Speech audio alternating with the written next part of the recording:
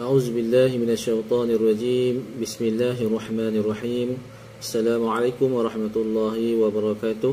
Alhamdulillah, selamat menyambut bulan Ramadan. InsyaAllah pada hari ini saya akan sambung membaca tafsir surah Al-Baqarah ayat 102 sehingga 105. A'udzu billahi minasyaitonir rajim. واتبعوا ما تتلو الشياطين على ملك سليمان وما كفر سليمان ولكن الشياطين كفروا يعلمون الناس السحر وما أنزل على الملكين ببابل هاروت وماروت وما يعلمان من أحد حتى يقولا إنما نحن فتنة فلا تكفر فيتعلمون منهما ما يفرقون به بين المرء وزوجه وما هم بضارين به من أحد إلا بإذن الله ويتعلمون ما يضرهم ولا ينفعهم ولقد علموا لمن اشتراه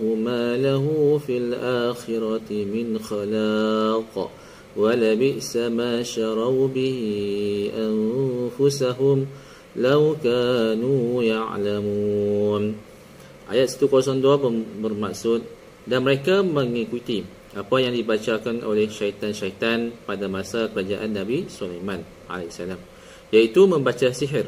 Kitab-kitab sihir ini disimpan oleh syaitan di bawah kerusi Nabi Sulaiman AS ketika kerajaannya runtuh. Atau dahulu syaitan-syaitan itu mencuri isi bacaan-bacaan sihir tersebut lalu menambahkan banyak kebohongan di dalamnya. Kemudian mereka menyampaikan kepada dukun-dukun. Kemudian para dukun itu menulis bacaan-bacaan sihir tersebut hingga akhirnya menyebar luas bahawa jin itu mengetahui hal yang gaib. Sebenarnya jin dan syaitan ini tidak mengetahui perkara-perkara gaib. Dalilnya ketika Nabi Sulaiman AS wafat, syaitan dan jin masih mengerjakan pembinaan bangunan. Waktu ketika itu jin dan syaitan tengah bina satu bangunan di istana Nabi Sulaiman, dan Nabi Sulaiman tengah duk perhati mereka, tengah duk lihat mereka bekerja. Sehingga kan anak-anak makan tongkat Nabi Sulaiman, reput jatuh, Nabi Sulaiman terjatuh sebab tongkat tu dah reput demi makan anak. Barulah daripada syaitan jin tu sedar bahawasanya Nabi Sulaiman AS telah wafat lama dah. Okay, sehingga anak-anak yang makan patah tongkat Nabi Sulaiman itu, barulah mereka sedar yang katanya selama ni mereka tu buat kerja tu, Nabi Sulaiman duk tengok mereka dalam keadaan Nabi Sulaiman telah wafat. Ini membuktikan bahawasanya jin dan syaitan itu tidak mengetahui hal yang gaib. Nabi Sulaiman AS kemudian mengumpulkan kitab-kitab sihir itu lalu memendamnya ataupun menyimpannya. Setelah Nabi Sulaiman meninggal dunia, syaitan-syaitan menunjukkan kepada masa tentang keberadaan kitab-kitab sihir tersebut. Mereka kemudian mengeluarkan kitab-kitab sihir tersebut lalu mereka menemukan tulisan-tulisan sihir di dalamnya. Akhirnya mereka berkata kerajaan Sulaiman bertahan kerana sihir-sihir ini. Mereka pun kemudian mempelajari sihir itu dan menolak kitab-kitab para nabi mereka. Jadi syaitan ini telah membuat fitnah kepada Nabi Sulaiman yang mengatakan kerajaan Nabi Sulaiman kuat, kerajaan Nabi Sulaiman tidak pernah dikalahkan. Kerajaan Nabi Sulaiman ini empire-nya besar kerana sihir-sihir. Sebenarnya bukan begitu.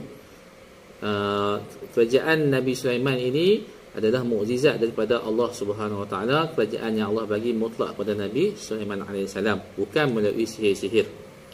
Okey. Kemudian Allah Ta'ala berfirman seraya membebaskan Nabi Sulaiman dari tuduhan palsu itu, sekaligus membantah pernyataan orang-orang Yahudi. Lihatlah Muhammad, ia menyebut Sulaiman dalam golongan Nabi, padahal ia hanya seorang penyihir. Sulaiman itu tidak kafir, iaitu Nabi Sulaiman tidak melakukan sihir kerana sihir itu kekafiran. Tetapi syaitan-syaitan itulah yang kafir kerana mengajarkan sihir kepada manusia. Rangkaian kalimat ini adalah hal keterangan keadaan dari kata ganti nama ganti dalam lafaz kafaru. Dan syaitan-syaitan juga mengajarkan kepada manusia apa yang diturunkan kepada dua malaikat, iaitu sihir yang diilhamkan kepada keduanya. Ada yang membaca Malikain yang bererti dua raja yang ada di negeri Babilonia, sebuah negeri di kawasan Iraq, iaitu malaikat Harut dan malaikat Marut.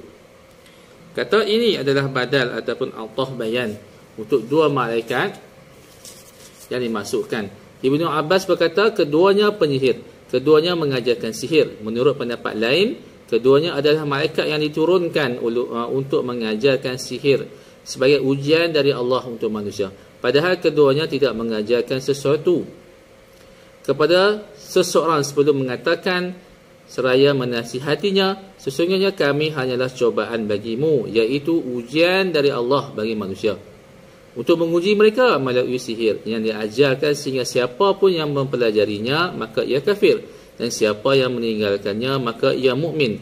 Sebab itu janganlah kafir dengan mempelajarinya. Jika ada yang berkeras mempelajari sihir itu, kedua malaikat itu akan mengajarinya sihir. Maka mereka mempelajari dari keduanya, yakni malaikat itu, apa yang dapat memisahkan antara suami dengan isteri, yakni membuat keduanya saling membenci satu sama lain. Mereka, yakni para penyihir, tidak akan mendapat mencelakakan seseorang dengan sihirnya kecuali dengan izin Allah, dengan kehendaknya semata-mata. Mereka mempelajari sesuatu yang mencelakakan, iaitu mencelakakan mereka sendiri di akhirat dan tidak memberi manfaat kepada mereka, iaitu mempelajari sihir tidak bermanfaat akan diri mereka. Dan sungguh mereka sudah tahu, iaitu orang-orang Yahudi, barang siapa menggunakan sihir itu, memilih sihir ataupun menukar kitab Allah dengan sihir, nescaya tidak akan mendapat keuntungan di akhirat. Ia tidak akan mendapat bahagian di dalam syurga, dan sungguh sangat buruklah perbuatan mereka yang menjual dirinya dengan sihir, iaitu mereka yang menukarkan kitab Allah dengan sihir. Buruk sekali bahagian yang mereka dapatkan di akhirat jika mereka mempelajarinya, kerana akibat dari mempelajari sihir adalah masuk neraka. Sekiranya mereka tahu akan hakikat azab yang akan mereka terima, nescaya mereka tidak akan mahu mempelajari sihir.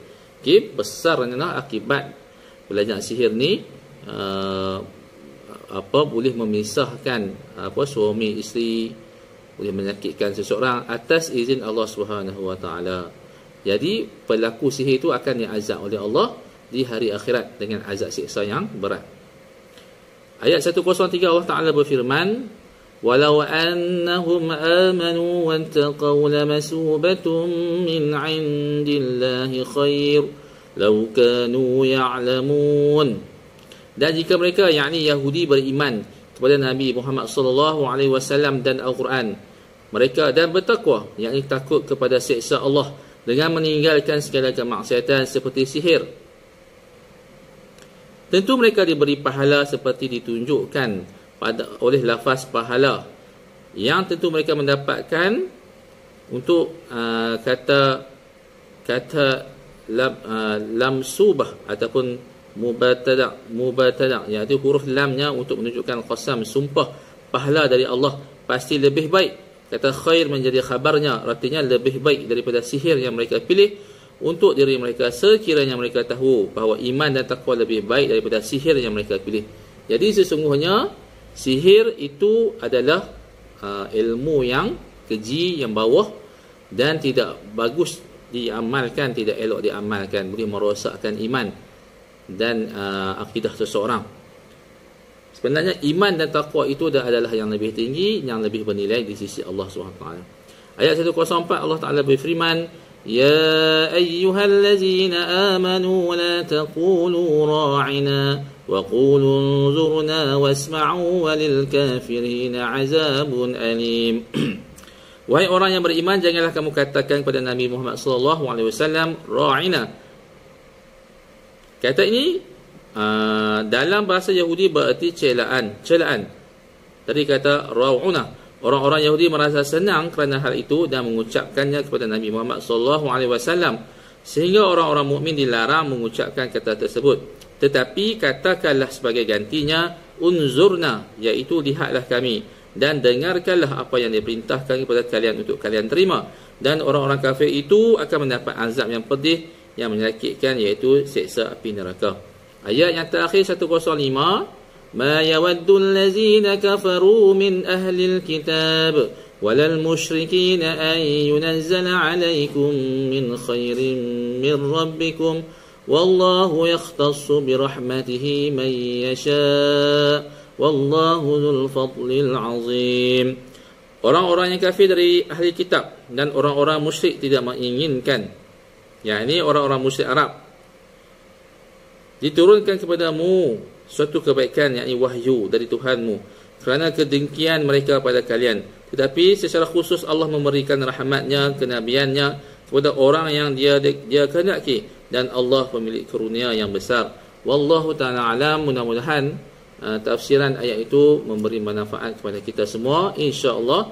Wallahu ta'ala alam. Assalamualaikum warahmatullahi wabarakatuh.